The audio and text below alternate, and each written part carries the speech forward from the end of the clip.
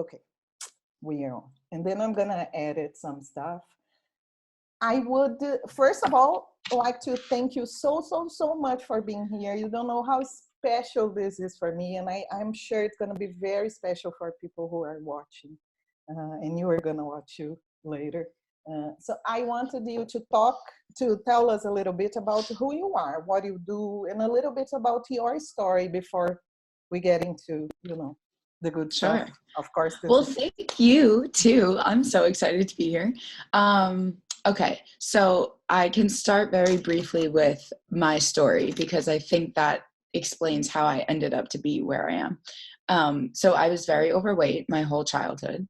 And that looked like I was around 300 pounds. You'll have to put that into kilos. Yeah, like 150 or something. So I was about 300 pounds when I was 17. So right around like high school, the end of high school. And I had been overweight my whole life. And so I had tried a lot of diets. I was always trying to lose weight, but nothing ever stuck. And I just kind of got through my whole childhood saying, it's not a problem and I'm fine and I don't want to deal with it. And I didn't want to look at it or even admit that it was a thing. So, and I was okay. I wasn't extremely bullied. I had a lot of friends. My cat wants to say hello. So that was childhood. And then I went on a diet in college. And that was the first time that it was motivated from me, really. It wasn't like my parents and my doctors like forcing me onto a diet. And so what I did was just follow all the rules that I was always told, eat less and exercise more. And that was it. And so I lost 150 pounds, 130-ish pounds that way in an extremely unhealthy, extremely rapid, extreme diet kind of way. And so that at the time I thought was where the story would end, that I would just like lose 150 pounds and live happily ever after the way that everyone dreams it will. And so at the end of my weight loss, I was pretty sick and I couldn't figure out like what was wrong with me physically. And so I started going to a lot of different doctors because at that point, every time I stood up, I was seeing black spots and I was like very dizzy all the time. My hair was falling out. I was freezing all of the time. And ultimately I lost my period. And so that was like a sign to a nutritionist that I spoke to who explained to me that actually I was in starvation mode and my body was now unable to lose weight because I had been dieting so extremely that I was now starving and malnourished. And I had to reverse the damage. If I ever wanted to recover my body, if I ever wanted to get my period again, if I wanted to have kids, if I wanted to grow my hair back, if I, for health, I had to start eating more and exercising less. And so it just became this kind of like battle between what do I do? Eat more, eat less, work out more, work out less. And at that point I had to really ask the question, how do I live in this body? How do I feed this body for the rest of my entire life? All I've ever done is eat too much or eat too little. How am I supposed to do this? And so that kind of launched me into a lot of research and asking a lot of questions and research, just a ton of research, really. I mean, you know the deal. So why is it that 98% of people who go on a diet gain it back? Because what I kept experiencing was the more I tried to eat a little bit more, I just kept eating uncontrollably. Mm-hmm. And then I would go back on some sort of diet and try to manage it. And then I would just eat uncontrollably again and then go on, a detox. And then I was doing that thing where, lose 10, gain 15. Mm-hmm. And my weight was slowly coming back on. And I knew that if I didn't figure it out, I would be over 300 pounds again.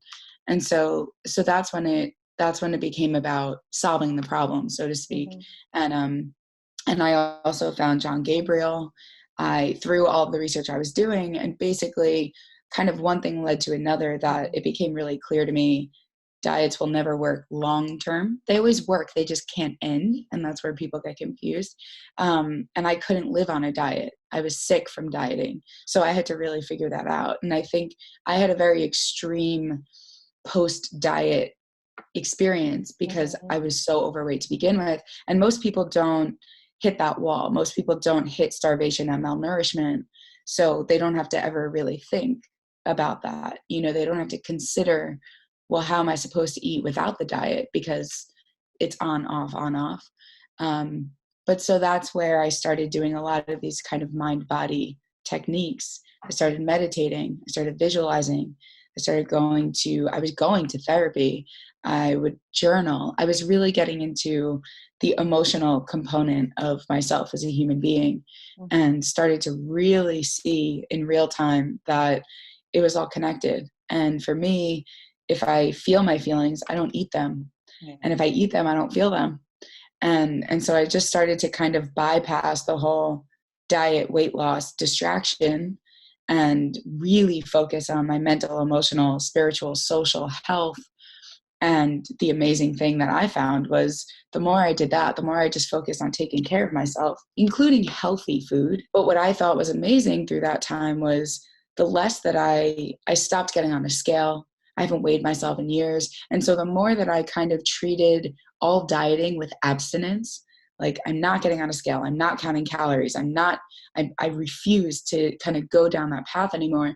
And the more that I refused to entertain it, the more my weight slowly came back down and was able to maintain itself. And so it just became really abundantly clear to me over time that the diet mentality is really a distraction. It's an illusion of control. But the truth is your body and your mind and your soul are a system. And we just need alignment really to understand what's actually going on. And so now, so now I have been a personal trainer for years. When did you complete your weight loss? I lost all the weight in like 2013, like 2012, 2013, that year of college. And then I would say I had to recover from my weight loss and the starvation for the next year-ish. And then I would say the next year after that became about, so how do I eat? Like, what am I supposed to do now? And that was senior year of college. And so when I graduated, that's when I started working as a personal trainer in a gym. Because at that point I knew I loved working out, and I knew that I loved helping people, and I knew there was something to it, but I really didn't know what I was doing yet. And then I realized over time, especially working in the gym, that the obstacles a lot of people were hitting, a lot of my clients were hitting, were not physical.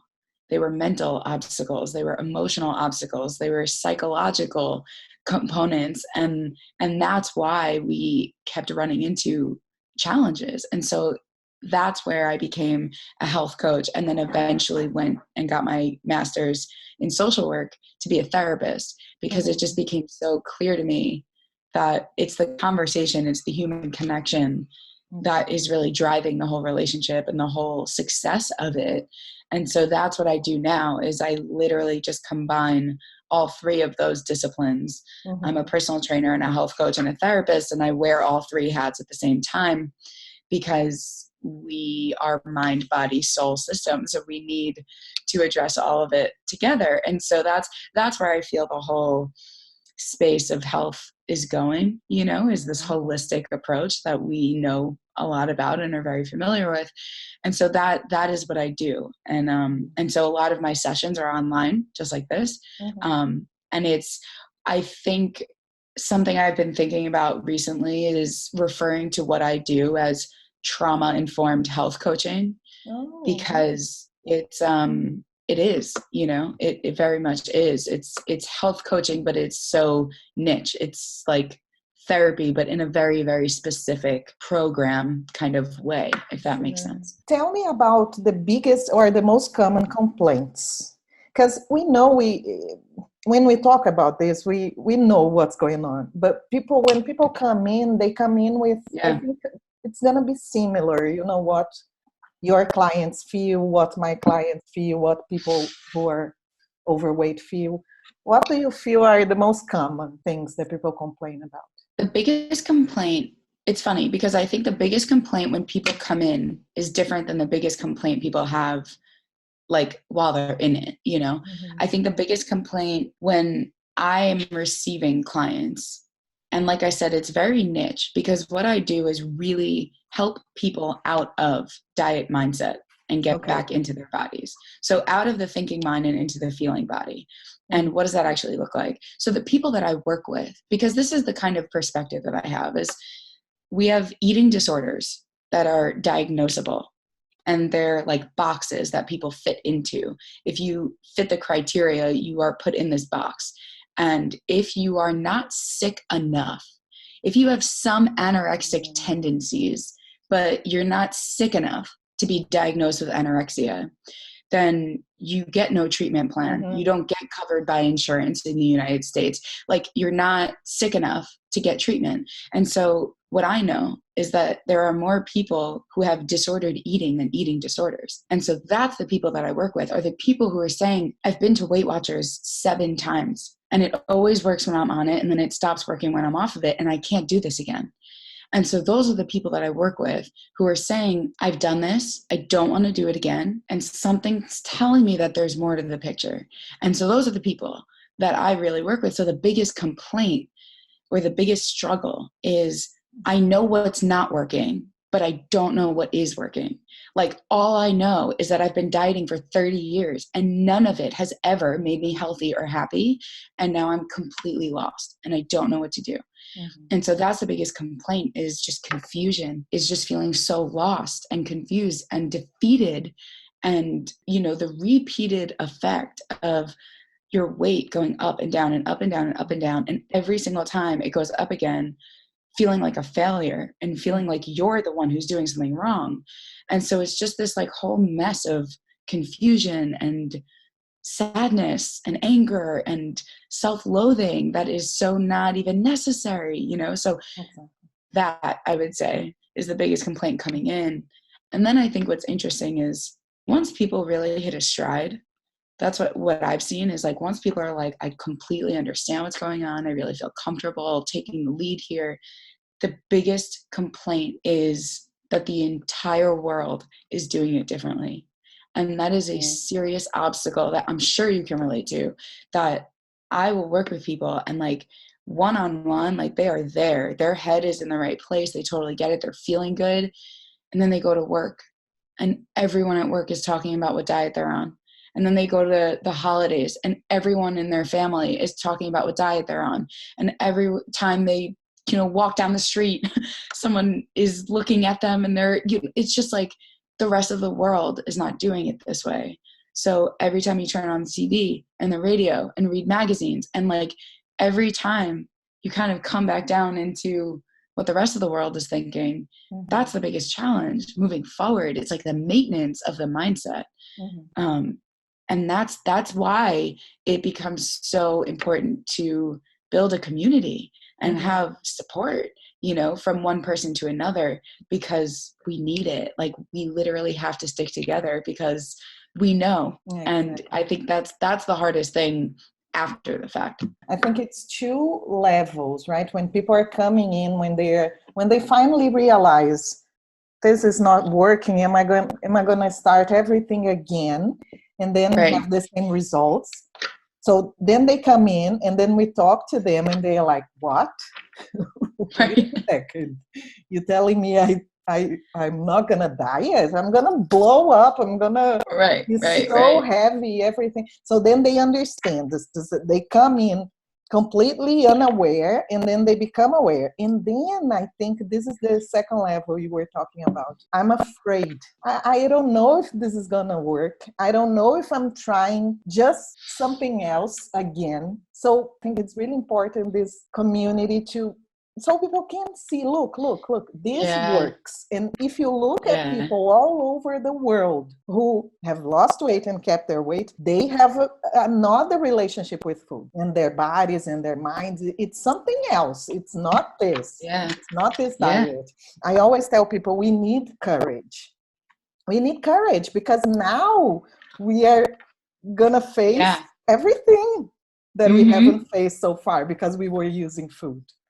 Right. Now? And I think it's courage to have faith that, like, because at my point in the journey that I meet people where they are now, this, like, I know what doesn't work, but I don't know what does. because I've been there. I went through the, like, my weight is climbing, and every time I go on a diet, it comes back up, and I'm doing all this research. So I'm finding out it's really not going to work. Like, I'm seeing the science and I'm figuring it out. And so I remember I had to very consciously accept, I don't know if this is going to work, because my only alternative is not. So I have to know that the only certainty is failure if I go back on a diet. So I have to accept coming into this that I actually don't know. And so that's why, when some people say it's very risky, Lisa, doing this, paying you for this before I know anything. And to that, I just say, you're right. It is. It's risky, because I can't promise you anything. I can't promise you anything. I don't know the future. What I can tell you is I've done it and other people have done it. But I hear you. It's risky because it does require blind faith. And there's no way for me, I don't shy away from that. When people, very recently, someone said to me, this requires blind faith. And I was like, yes, it does. You can't know that this is going to work. All you know is what doesn't work. So it requires a certain level of acceptance.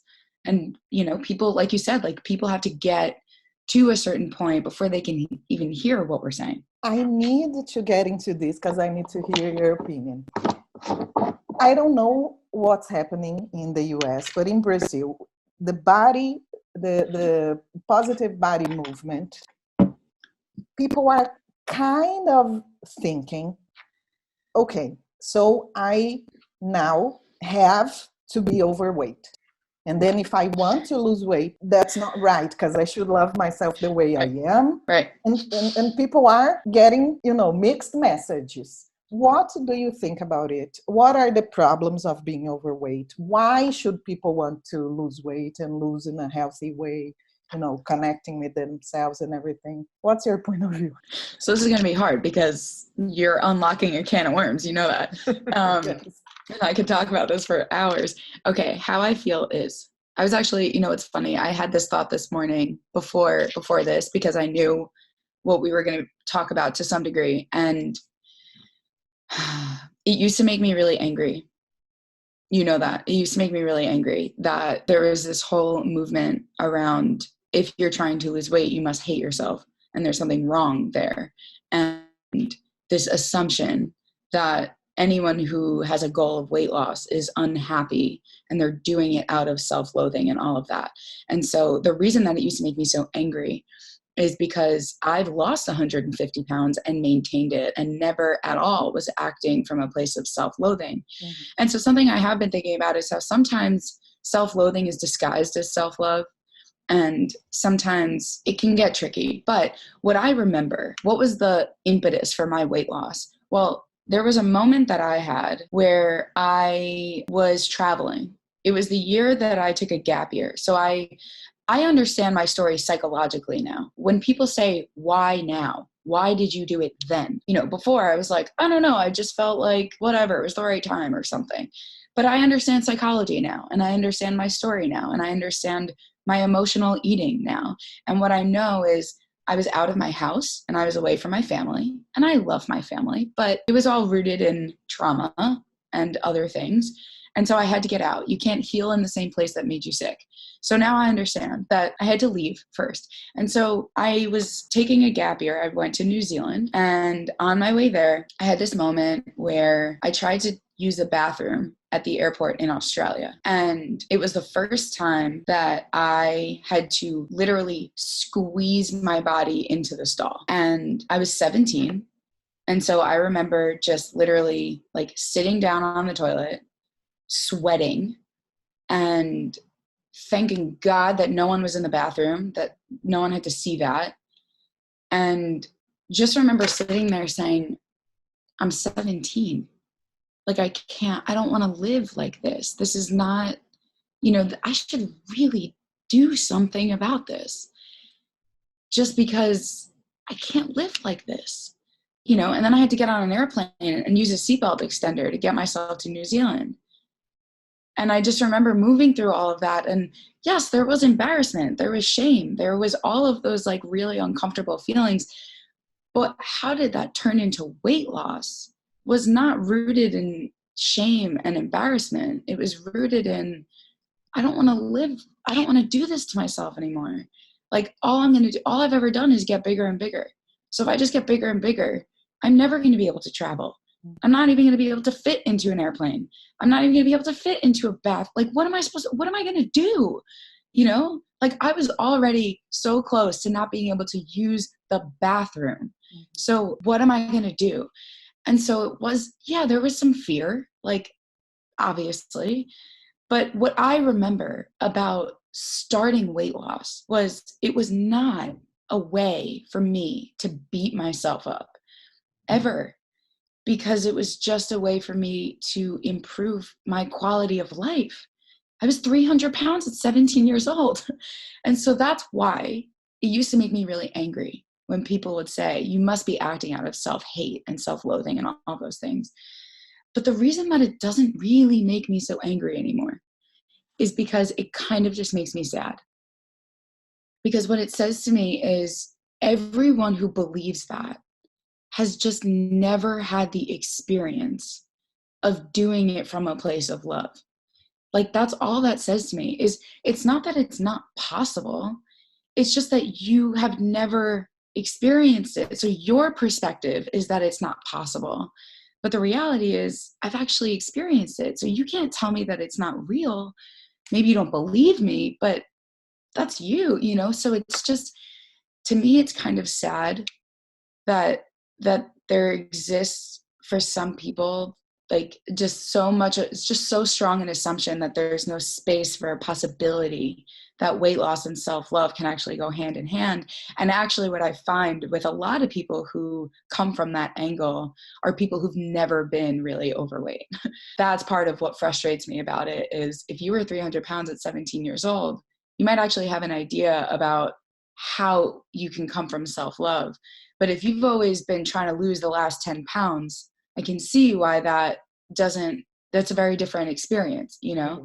So does that answer your question? Yeah, sure. What about people who are still stuck on that? Because the other day I received a message from somebody who's following me, and she says, it's still really hard to look at myself in the mirror. I still think I feel very angry with myself. I have a lot of self-hate, and even I feel disgusted with myself. I understand what you're saying. I understand both sides because I came from a place of feeling, disgusted, but I would never have changed if I hadn't found out about myself. And I first Yeah. became neutral, like there's something I have to do, and that's neutral. It's not bad, it's not good. I don't hate myself, I don't love myself. I'm in the middle, so I need to solve that. And then it became about love, totally about love. But what do you do? What do you say to people who come to you and say, I hate myself, I don't know how to get out of that? Yeah, good question. So for me, something that I've said to some people is, I actually don't care very much about whether you like your body or not. It's not that important to me whether you love what you look like or not. What I care about is, can you love yourself anyway?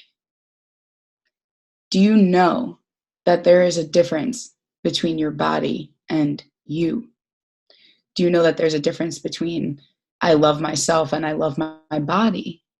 And so sometimes there's so much of a conflation between who I am and what I look like.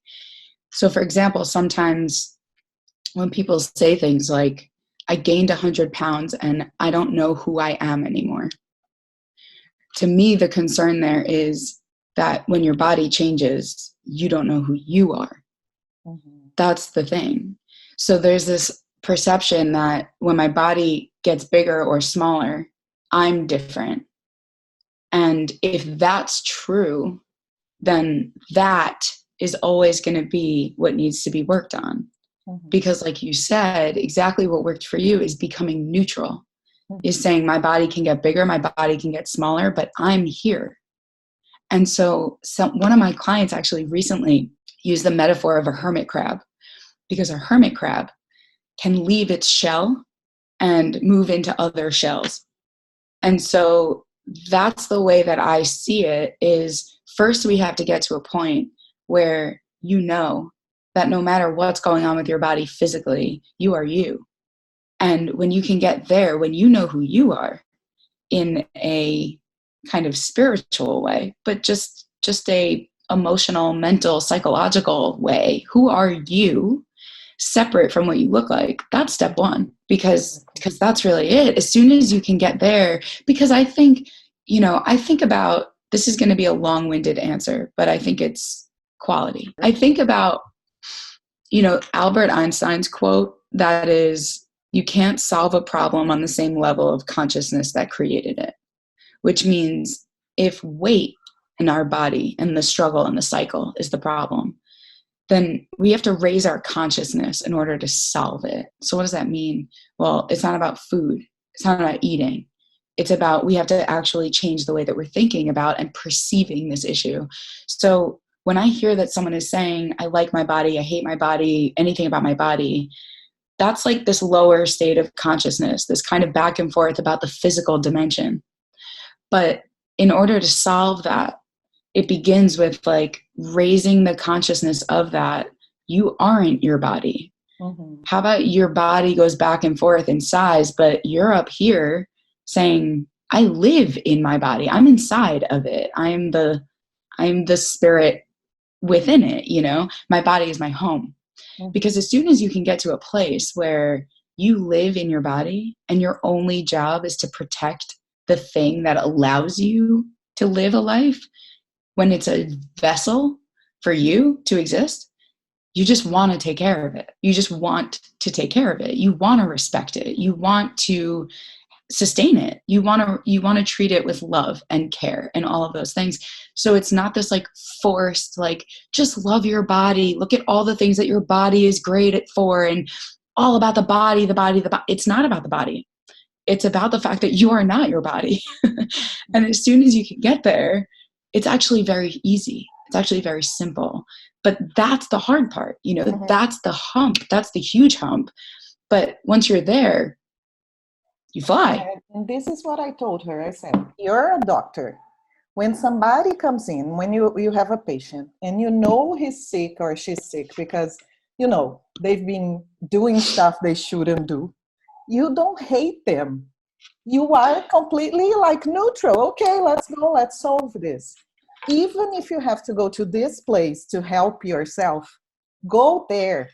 Like, get away from everything, put some distance between what you feel and what you were doing, just like you were your patient. You need to do that. And what you said about home, I feel, especially in Brazil, I don't know how it is there, but I feel people are just living in a house and they are just worried about the outside. So mm-hmm. that other people they don't know can mm-hmm. pass by and say, mm-hmm. wow, what a beautiful house. And then you open the door and it's chaos. Exactly. The alarm system is going off all the time. You hate everybody. Right. You are fighting and arguing and screaming all the time, and everything's a mess and broken. And for me, it's so clear that if you start with the inside, if you start taking care, because then you live inside, it's only you who is going to see everything in there. And then you start organizing everything.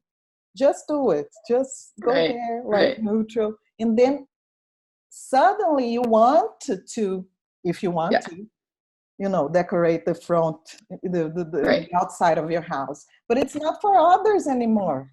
Right. Because people ask me, have you had surgery? I say, no, I didn't want to. But if I do one day, maybe I will. So it's exactly that. It's when you realize, oh, no, wait a minute. I need to look inside first. Because,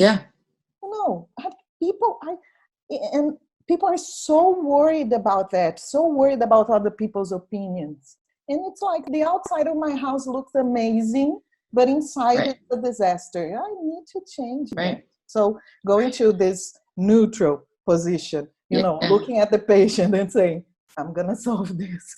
I'm not going to hate him. I just need to help. I think it's amazing. And we it's what you said. It's a leap of faith. We need to try it. Because Hmm. if we don't, we're going back. Okay, fine. Right. It's going to be another year, 2, 3, 4, and so many Exactly. more pounds or kilos and everything. And I've had the experience now of a client at a certain point saying, yeah, I just really want to do Weight Watchers again. And so now, that's another thing that used to be like, ah! But now I'm like, okay, that's right for you right now. I'm not going anywhere. I'll be here. And literally almost exactly a year later, she was like, okay, fine. I need this because I can't do that again. And it's like, I've been doing this long enough that I've had that experience where it's like, do what feels right. Yeah, And exactly. I'm not going anywhere. And then when you reach that point, that's when you're ready. And that's where we go. I was calculating the other day. I was thinking about my journey. I started, and I want to ask you again Yeah. to talk about this more specifically. But I started forbidding stuff in my life, like restricting food and everything, when I was 10 years old, 10 years old. And then when I was 15, I went to Weight Watchers. And then Mm-hmm. I was like, how many pounds or kilos did I lose throughout? And then it was, when I went to Weight Watchers, I was 15, I lost 12 kilos, which is about 25 pounds. Right. And then it just went up like around 10 pounds. So then I lost 35 pounds, and then I 45 pounds, and then I got to 100. So this would never stop. I would always have to lose more and more and more Yep. because I kept putting on more and more Yep. and more. And this is what Yep. I want to, because I think this is what people are afraid of. I was afraid of that anyways. Mm-hmm. I'm not going to restrict anything, and then I'm going to put on a lot of Right. weight. I wanted to know your opinion more specifically about this. How does restricting and forbidding interferes with this process? What is wrong with that? Yeah. That's an easy Great question. question. Well, you So know easy. what? I have to say, no, I'm grateful because it's like, if you asked me this a couple of years ago, I would rant and rant, but now I feel like I have my thoughts a little bit more organized that I can just like, I can do this one. There's two major things that go on. Okay. So there's the physical and there's the psychological. Any kind of dieting has a negative effect on both of those things making any kind of progress. So whether your goal is to lose weight or your goal is to feel good or your goal is both of those things at the same time, restricting will get in the way of both of them. So physically, when you restrict food, your body, your brain thinks that you're in a famine. So your brain that instinctually from birth knows that food equals safety and survival is now getting messages that food is dangerous and the enemy. And so it gets very confusing because your brain is getting these mixed signals. And so every time, well, what's important about this is the brain science. Like brain science 101 is basically like all of my clients know a good amount about the brain because we have one and it's not all about the body. We actually have to understand what's going on in there, especially if it's emotional eating. So the brain is only designed to keep us safe. It's either safety or danger. The amygdala, the animal brain that we share with all the animals, we have it. And the amygdala is not designed for us to thrive. The amygdala is not designed for us to be happy or healthy. The amygdala is only designed for us to be alive, period. So anything that is scary to your brain, to your amygdala, is going to kill you. And that's the reason that we sometimes don't do the things we know we're supposed to do. And that's the battle in our brain. But so I say all this because when you send the message to your brain that it's not allowed to eat food, if you spend all day in a scarcity mindset that is, I can't have that, I shouldn't have that, that's too much, no, no, no, restricting, portioning, weighing, calculating, it gets totally into your head, out of your body, but that's the psychological part. The physical thing is that when the diet ends, as soon as you hit your goal weight or whatever, your brain does this thing where it thinks now the famine is over. And so there's a reason why people not only gain weight, but they gain it back plus some. Everyone ends up not just at the same weight that they started at, but heavier than that. There's a reason for that. It's brain science. And so the reason is when you release yourself from the famine, when your brain thinks, okay, the famine's over and now we can feast. So your brain says, I'm not only going to restore your body from the famine that you just went through, but I'm going to do you so much of a favor that I'm going to gain even more weight and pack on even more fat and slow down your metabolism so much just so that you don't have to suffer in the next famine that you go through. It's physiology. Your body is literally designed to gain weight after you intentionally go on something like a diet to lose it. So there's a reason. But then why does all of that matter? Because what it comes down to ultimately is safety and danger in your brain. It's brain science. There's a reason that dieting is unsustainable, and that's brain science. Because if you're spending all day in this fear-based, I can't, I shouldn't, I won't, your brain cannot sustain that kind of fear, stress, reaction, response chronically. Acute, fine, but chronic cannot work. It's like sprinting on a treadmill. You can sprint really fast for a little bit of time, but you can't stay there. And that's the stress of going on a diet. So it's not just unsustainable because it takes a lot of willpower or whatever kind of bullshit they say, you know, it's unsustainable because it's brain science and we actually literally biologically cannot do it. So that's why any kind of restricting will result in weight gain. How does restricting interfere psychologically? Well, like I said, anytime you do anything like a diet, you're getting out of and farther away from your body cues, hungry and full, tired, energized, and you're gravitating all the way up into your mind. Food is math. I mean, think about Weight Watchers. It's points. It's a point system. So food is not food. Food is numbers. So in order, like this is why sometimes after a certain number of sessions, what I love is when clients are like, I can't believe what I used to do to myself. You know, like I can't believe I used to think that would work. Because what it does is food is math. You know, in order to figure out what you're having for dinner, when you're counting points, you have to literally add breakfast, lunch, and everything that came before it to see what you're allowed to eat. And it's not food. You're not asking, am I hungry? Am I full? How much do I want? What do I feel like? It doesn't matter. When you're on a diet, it doesn't matter. So we just turn off our body and we get all the way up in here. It's numbers, it's math, it's algorithms, it's calculating. And so what I really help people do, like I said, is get out of here and back into here. How do we leave all the dieting crap behind and just get back to hungry and full the way that we are designed to?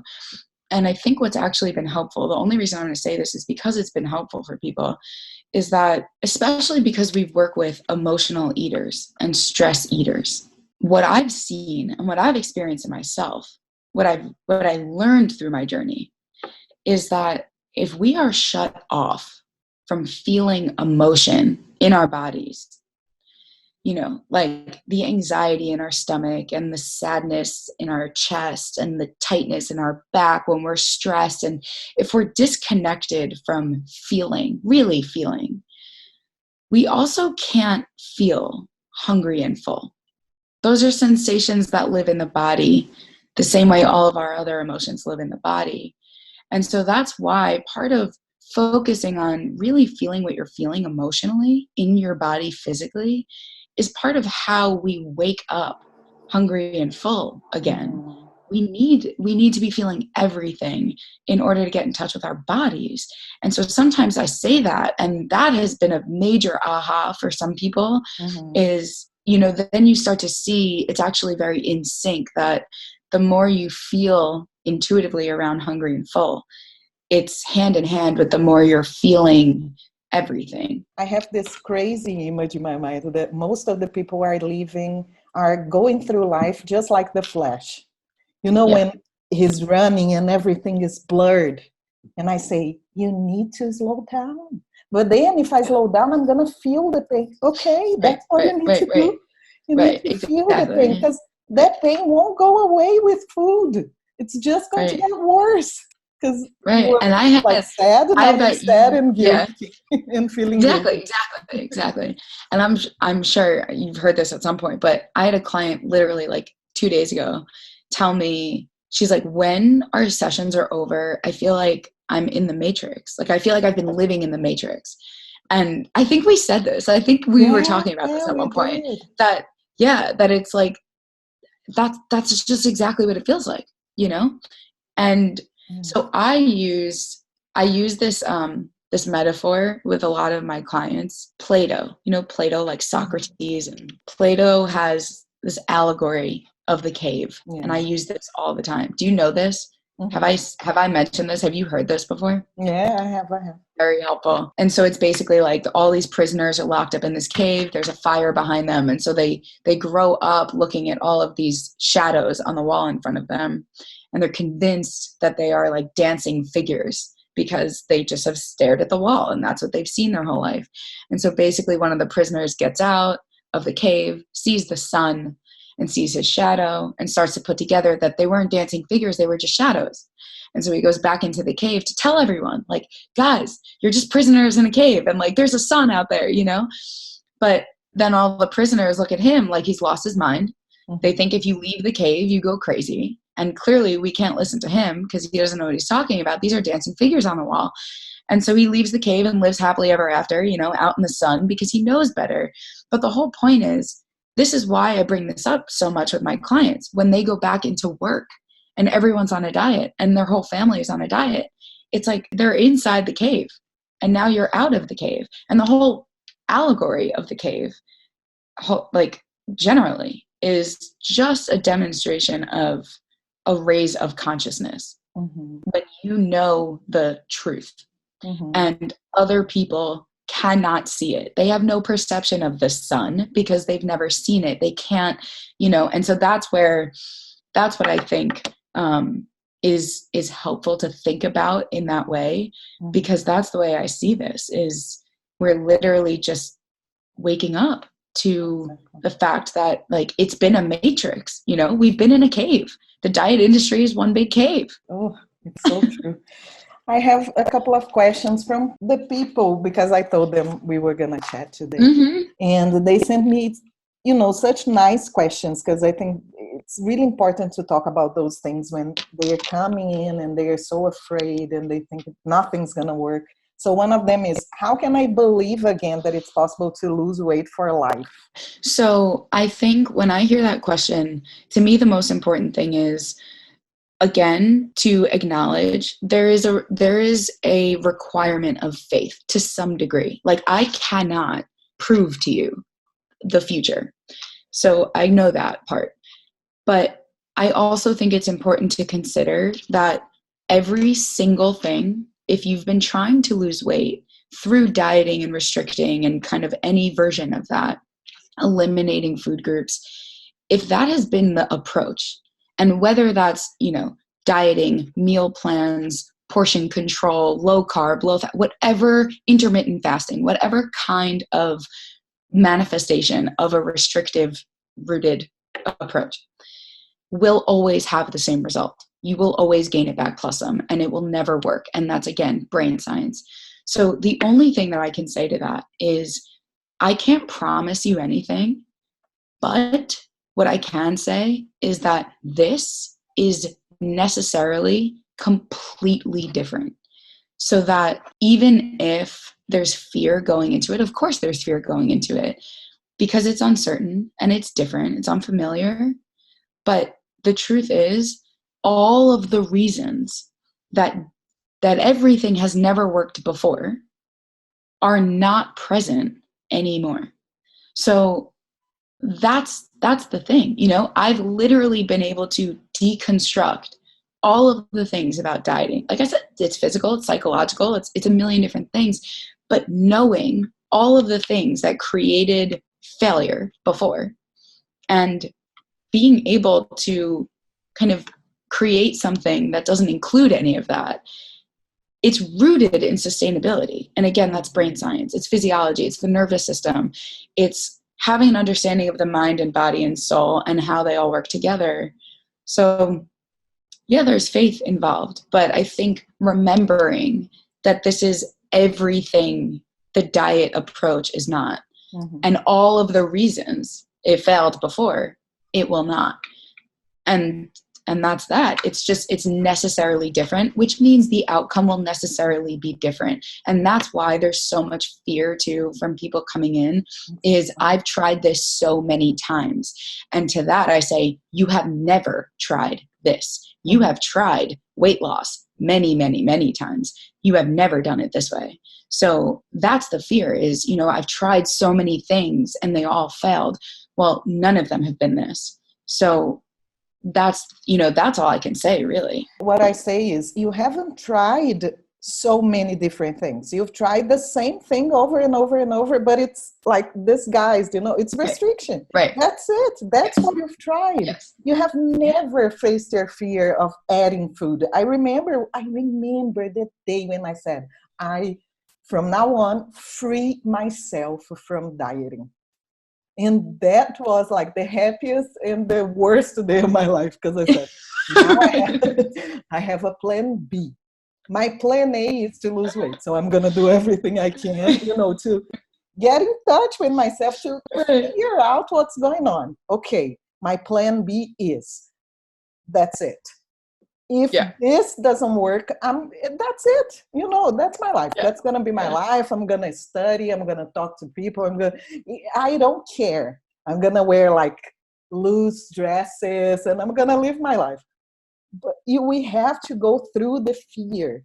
We have to go through the fear, because what I tell people is, you are going to get to know your body so well that your body is going to show you what we really like is food. You know, we love food, and we're gonna develop your taste buds again. You know, you're gonna get in touch with this, and so we were gonna see. You were gonna realize that, oh my God, this was, you know, so much better than I had expected in the beginning. Because I feel it's like a scale. You know, people are eating like processed food and full of GSM and, you know, those things. And then it's really heavy in here. So I always say, wait a minute. You cannot just forbid what is in here, because there's nothing in here. So you just leave that alone. That's it. That's it. You know, you don't have to focus on that. You don't have to do anything. Leave that alone. And then you are going to focus on adding stuff. Yes. Because then the weight of the scale is going to change. And that too, yes, that too is, for me, you know, like I'm very big on the brain science, and I've always been a kind of a very left brain thinker. Like I need the proof, which is why all of this, like, you know, this whole spiritual kind of component to this is like, you know, if you told me 10 years ago that I would be talking to people about a spiritual experience, like, you know, I would laugh in your face and say that doesn't even exist. But I understand now. And part of the reason the brain science is still so important to me is because when the focus is on adding, what people are not even considering yet is the brain science behind that. So when the focus is restricting, it's fear-based. It's scarcity-based. And so what that means is that fear is present, which means cortisol, your stress hormone, rises, your amygdala is activated, and you're in fight or flight. It's that sprint on the treadmill again. You cannot sustain that, but not because, you know, just because of the physical, but because of the psychological. You literally cannot sustain that level of fear. But when the focus is on adding, and now you're in an abundant state, and all you're thinking is, I'm pulling things in and giving myself more, there's the brain science to back up the fact that it's sustainable. You actually can sustain it, not because of the food. The food might not even change very much, but because of everything that's going on in here. Now the focus, the priority is bringing stuff in. And your brain and your body, your nervous system, your physiology is going to have an entirely different experience with that. And that is exactly what makes it sustainable. So that's why I think I work well with people who are very much like me, who are like, show me the science behind this. You know, like I'm totally terrified of believing anything that you say, and it sounds good, but I don't believe it. And that's why I'm like, don't even worry, I can back it up with science, you know? And so that's why when I can say all of those things, that's really where it's at.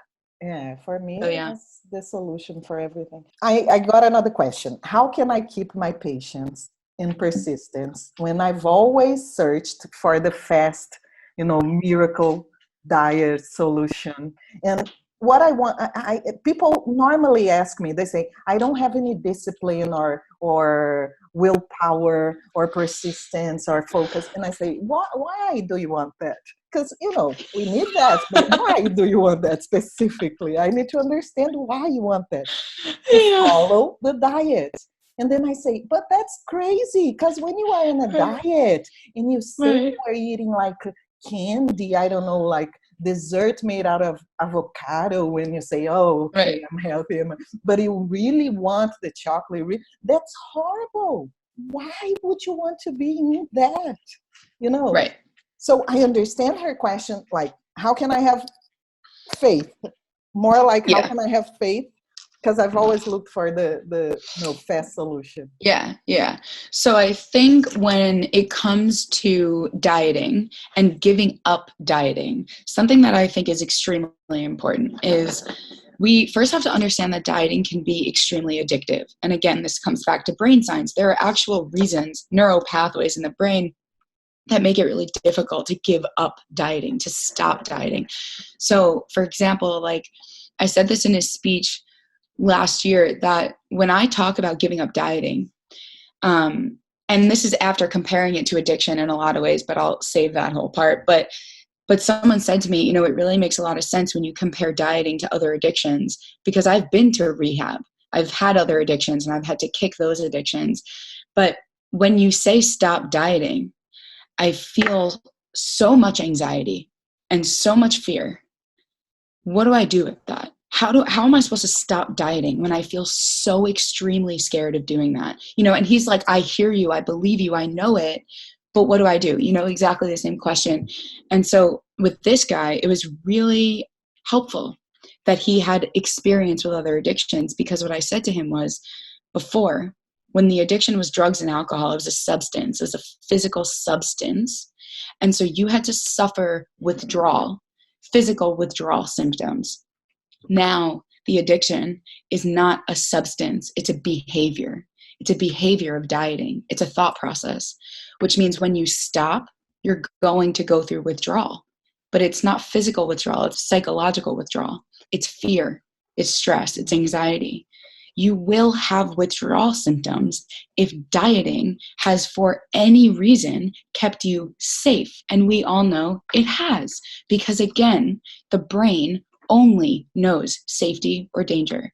And so if there's a part of you, even a part of you, that feels safe and protected and comforted by the rules and the guidelines, you are going to feel withdrawal.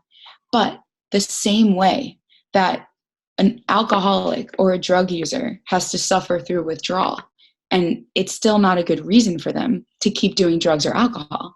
It just means they have to suffer through withdrawal so that they can get to a life of recovery. This is no different. It means that you have to suffer through withdrawal. You have to actually feel, like you said, all of that fear. You have to feel the anxiety. And that's what I said to this guy was, it's an emotion. He said, what do I do? I said, you feel it. It's an emotion. It's anxiety. It's fear. It's stress. How do you want to handle those things? How do you cope with emotion? That's the question, because that's what we're dealing with. So I think it's extremely important to look at what we're losing. We're really losing a lot when we give up dieting. We're losing safety. We're losing control. We're losing things.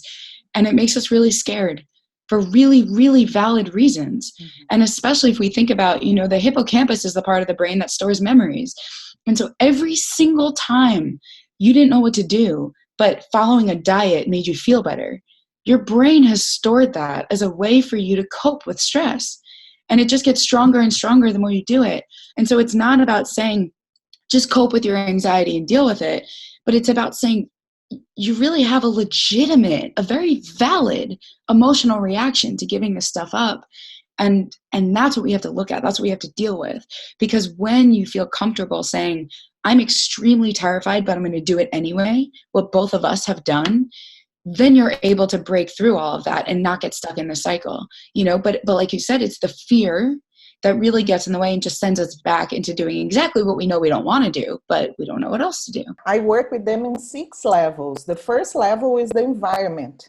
What am I going to do instead of prohibiting everything?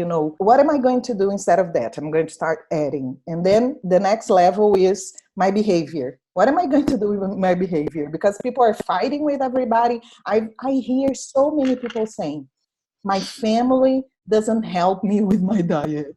And I say, it's none of their business. Yeah. They don't have to change anything in their diet, their way of eating, because of you.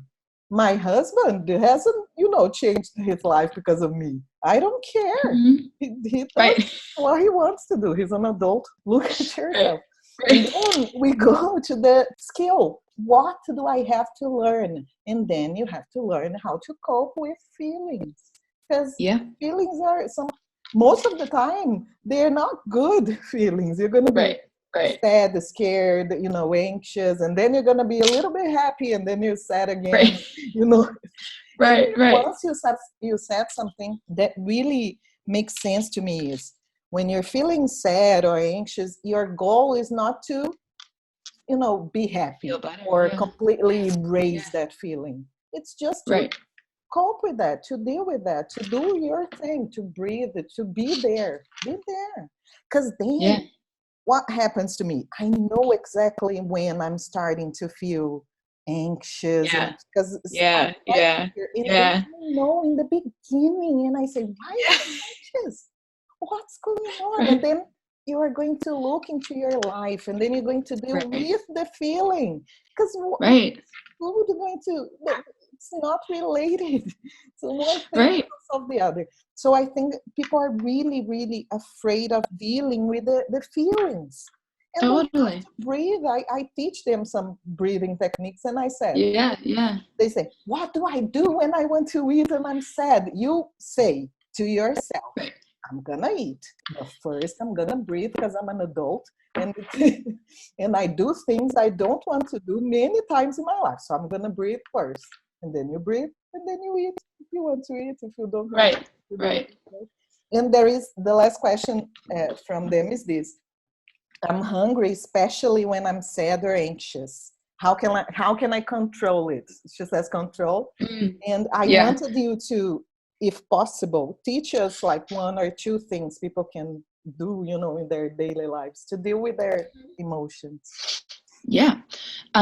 So my thought on, and I've been thinking a lot about control, just the word control, and how that plays into all of this, because I think it's complicated. And what I've been thinking, I think about core beliefs.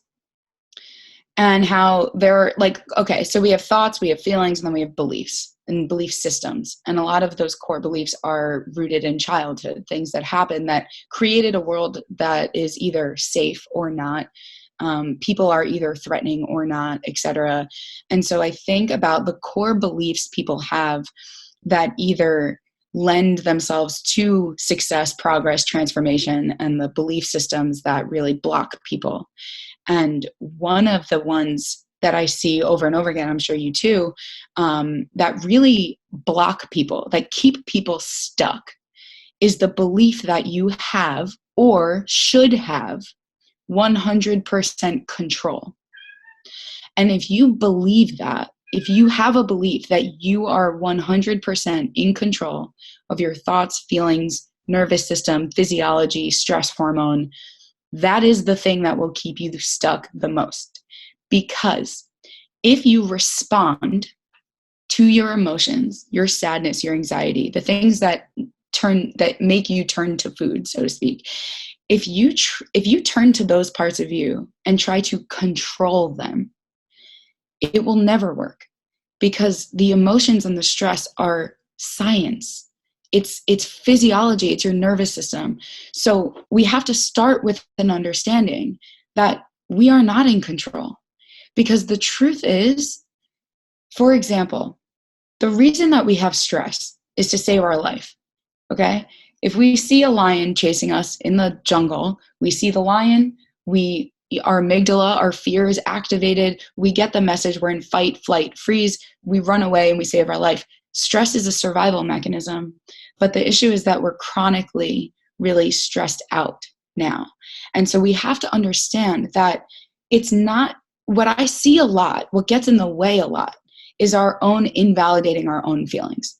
And so this whole, it wasn't that big a deal thing, or it didn't hurt me that bad thing, the whole kind of controlling the stress, the anxiety, the sadness, if we're still trying to manage that, then we're just not being honest. We're not working with the reality, because your brain doesn't know the difference. It doesn't know that you're sitting in traffic at a red light when you're in a rush.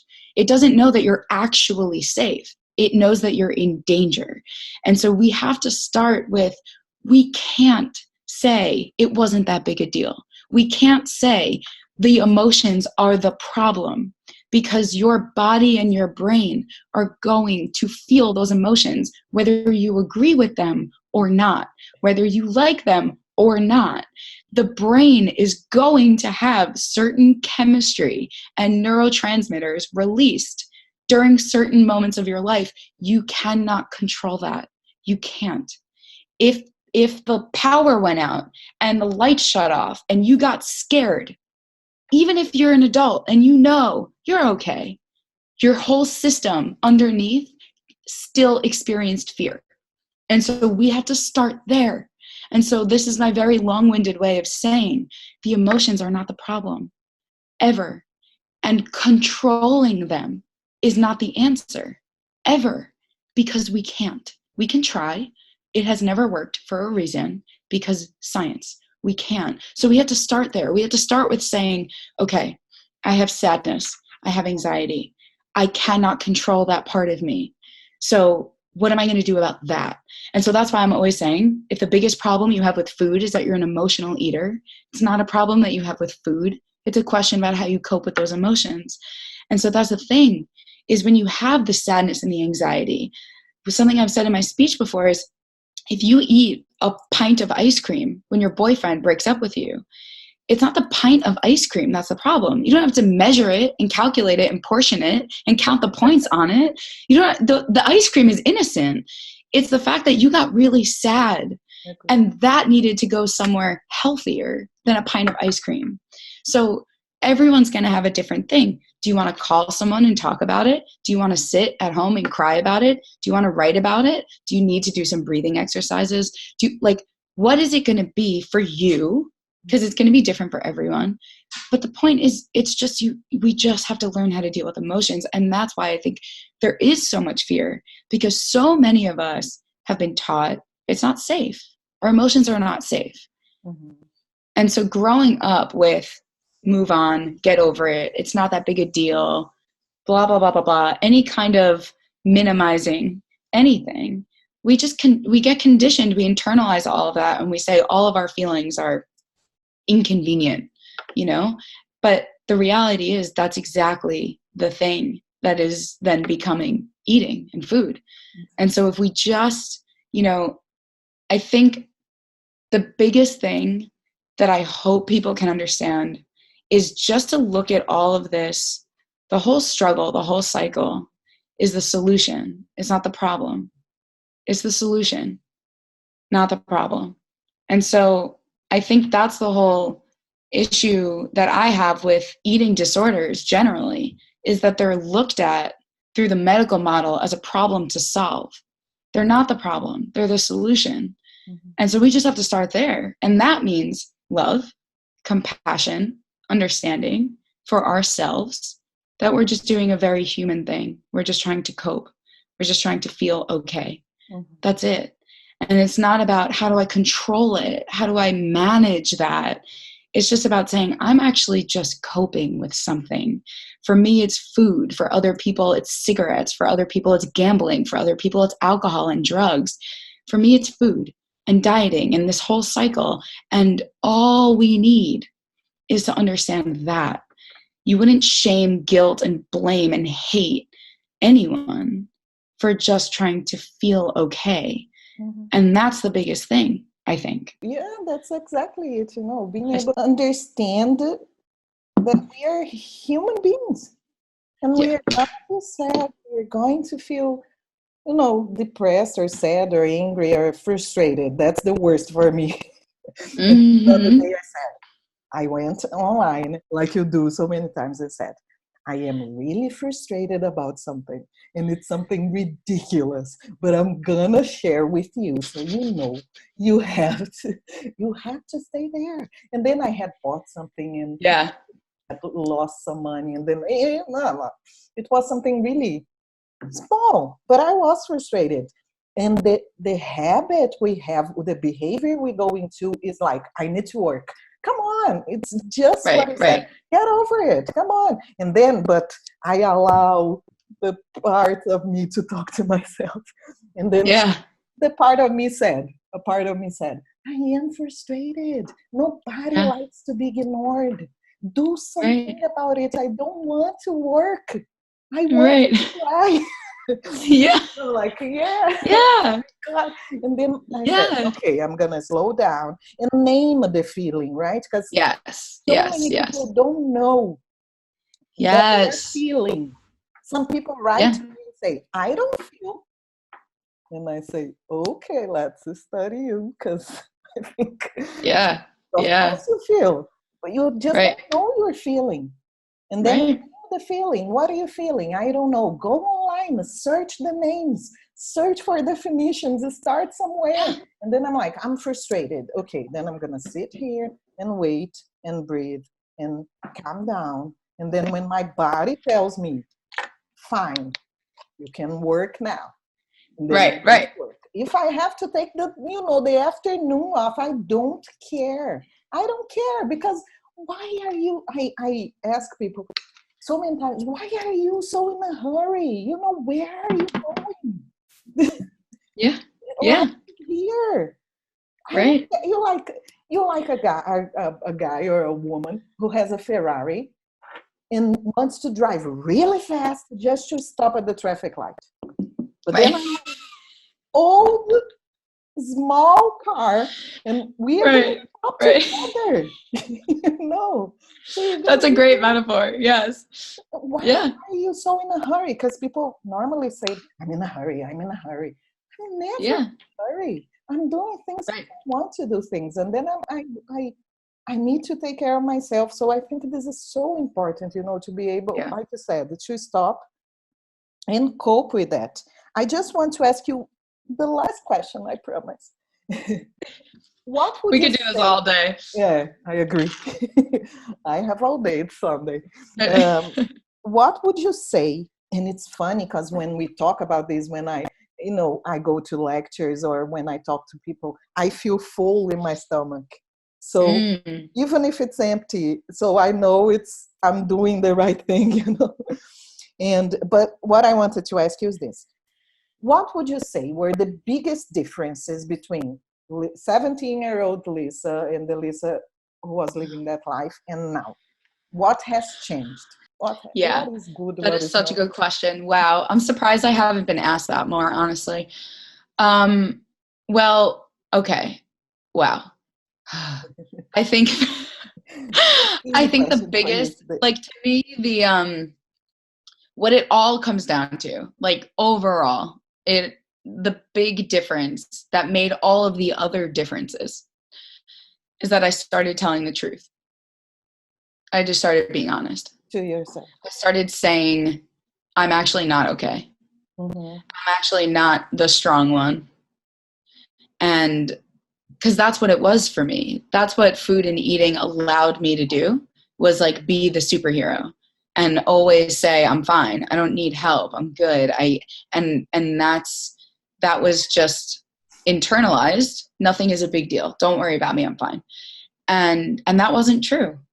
I wasn't fine, but I didn't know how to do anything else at a very, very young age. And so it just became that habit. And so now the difference is I'm just honest with me, and I'm honest with the world, that sometimes I'm not okay. Sometimes there is uncomfortable feelings sometimes. So I think it's like the biggest difference is that I'm feeling, I'm feeling, because I can actually really relate to the people who are saying, I don't feel, because that's exactly how I was for the first 18 years of my life. I didn't feel. And I was a persona of happy and popular and fun and the class clown and the life of the party. But that was a facade, that was a persona, because deep down there was a lot of emotion and stress and trauma and all of the stuff that I just did not want to look at. And so now I know better. Now I know that it's about actually feeling all of those things. And so I like that, part of what your question is what can people look forward to? Because I think some of the hard thing about this is like, we're over here like, feel your feelings. It's going to suck and it's going to be really hard. It's going to totally be But awful. it's gonna be wonderful. But it's so worth it. And like, so I totally understand when people are like, I don't know if I like really want to do that. And that's fair, because on one hand it's like, well, it will result in like the body and life you've always desired, but it will not be an easy road to get there. And, let's just acknowledge that. And we do. But the truth is, something that Brene Brown says that is absolutely 100% true is you can only go as far high as you go low. And that means, and I've experienced this now over and over again, like level on level, that is, the more you look at and admit and be honest about all of the ugly, all of the sad, all of the disgust and the anger and the resentment and the anxiety and all of the stuff that you don't want to feel, the more you go low into that and allow for it, embrace it, the higher you go up.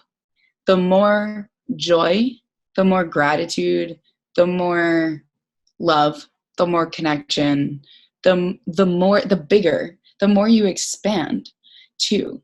And I think that part gets lost in everything that we're talking about. It's like, feel all this like crappy stuff, and then you'll have the body you always wanted. But it's like, that's so not even the end game, It's like, feel all of this stuff, because you have no idea how much joy you actually have the capacity to hold if you don't experience all of the low. And you can't get there if you don't go low. So it's like, and now I've just seen that time and time again, where I have moments where I feel like my soul is on fire with just like life. Like I can't explain it, because it's like, when you just expand your capacity for all of the things.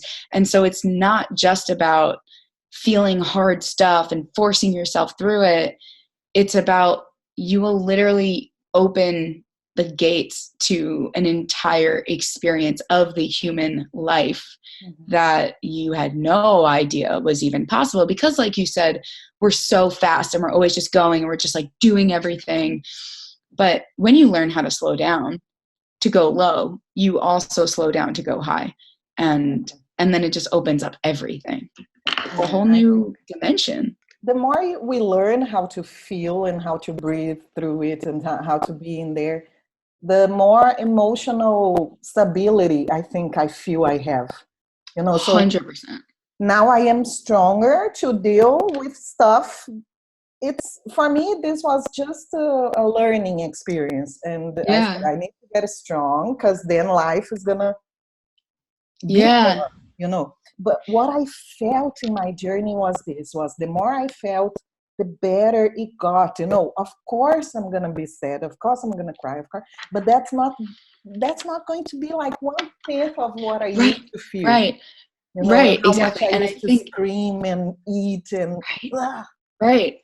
I think that too is, you make a really good point, because I think part of the lasting effect of all of this is when you learn how to get comfortable being uncomfortable, when you can sit with the feelings you don't want to sit with, it does. It gets easier and easier over time. And that's exactly what you're saying. And so, again, I connect this to the brain science. I explain it with brain science. The amygdala, like I said, is designed to keep you safe. So a lot of us have danger associated with all of the uncomfortable emotions. So it's literally brain science that we feel a thing and then distract from it. Like when you were like, oh, I have to do work, that's a survival mechanism. You're literally supposed to stay away from things that are dangerous. It just so happens your brain doesn't know the danger is emotional. So we're doing the right thing. That's why it's a solution. It's not the problem.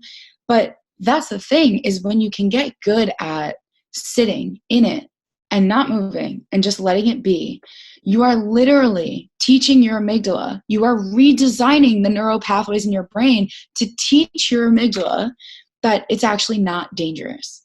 Because a lot of people know that feeling of when the sadness is coming up and it feels unbelievably overwhelming and it feels like it will literally kill you. There's a reason it feels that way, because your amygdala is convinced it actually will.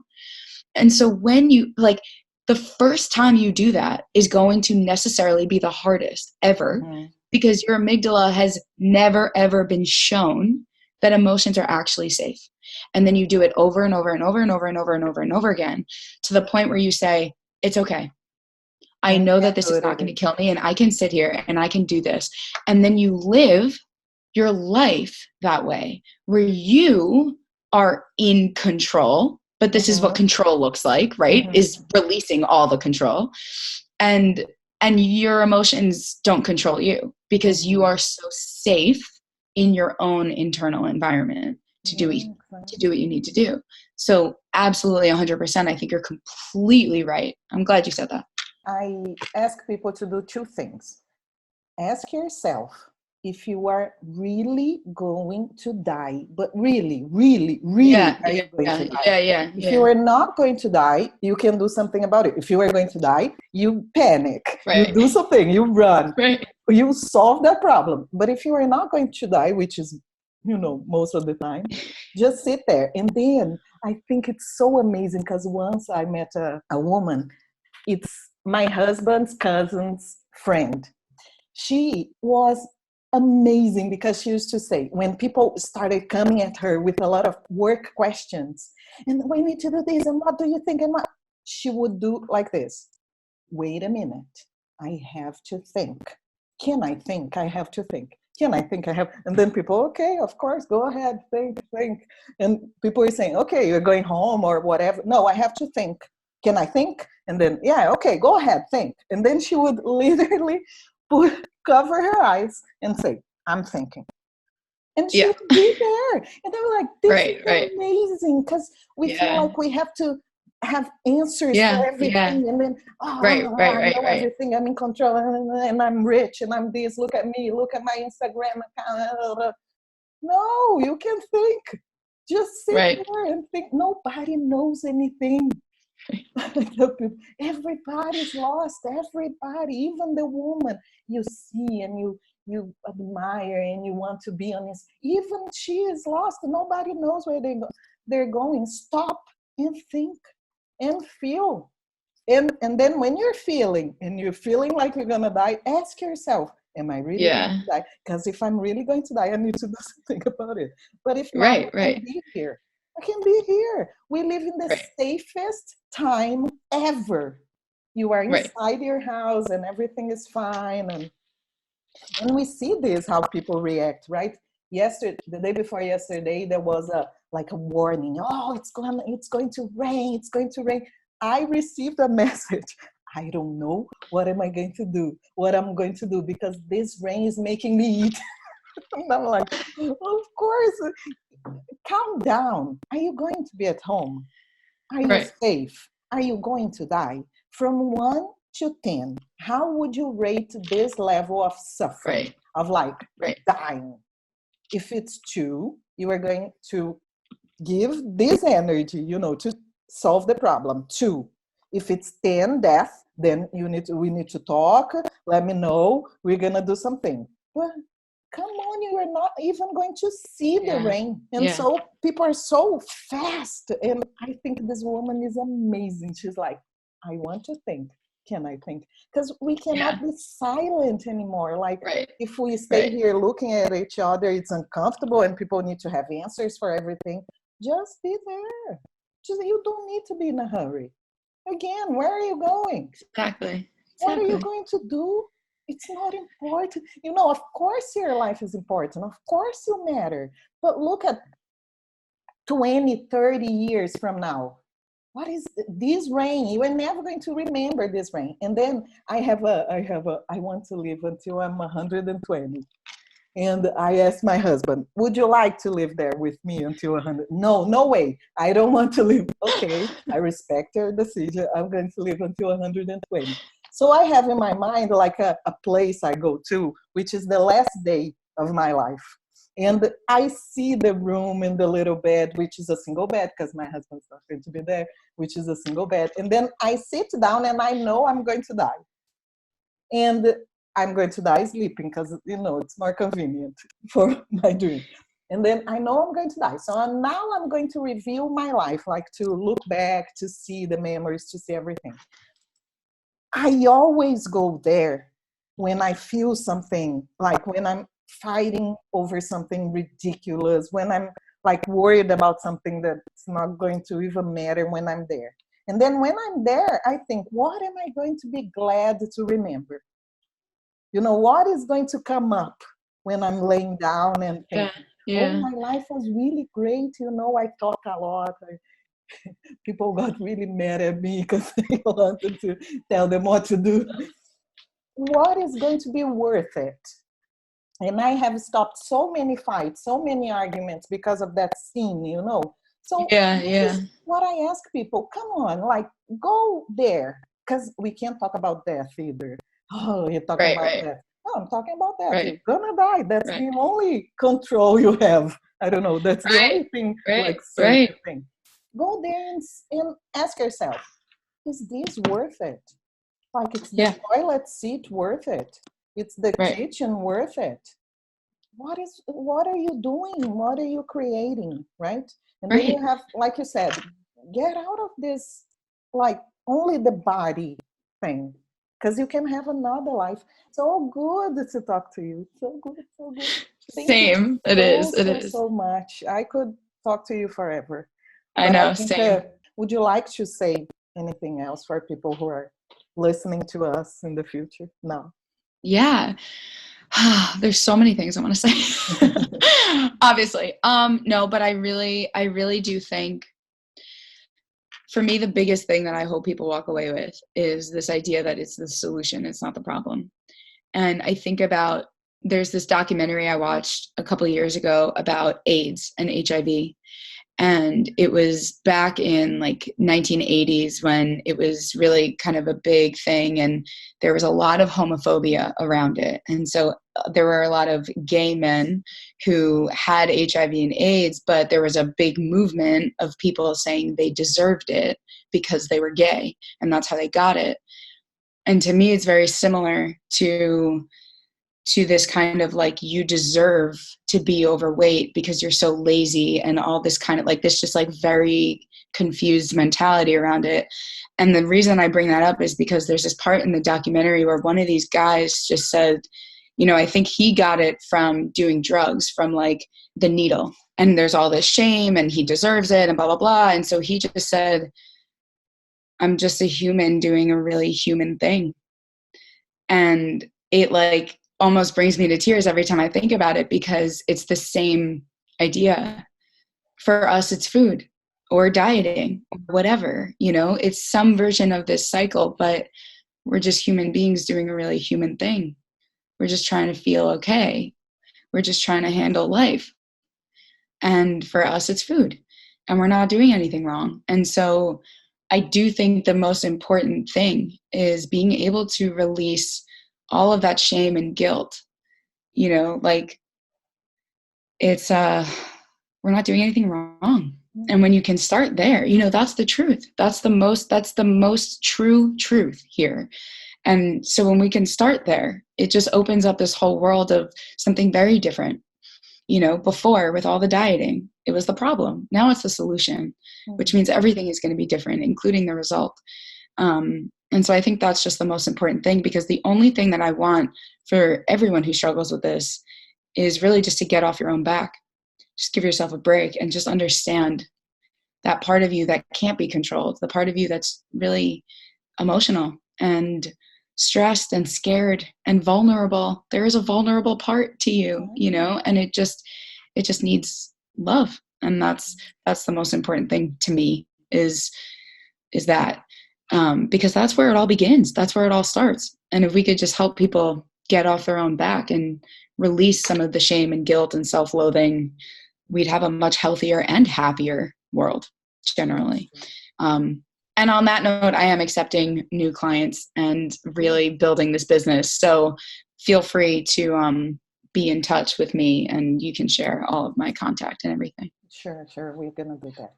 Thank you so much. Thank you. I'm Thank gonna you stop the so much. recording and then we can say goodbye.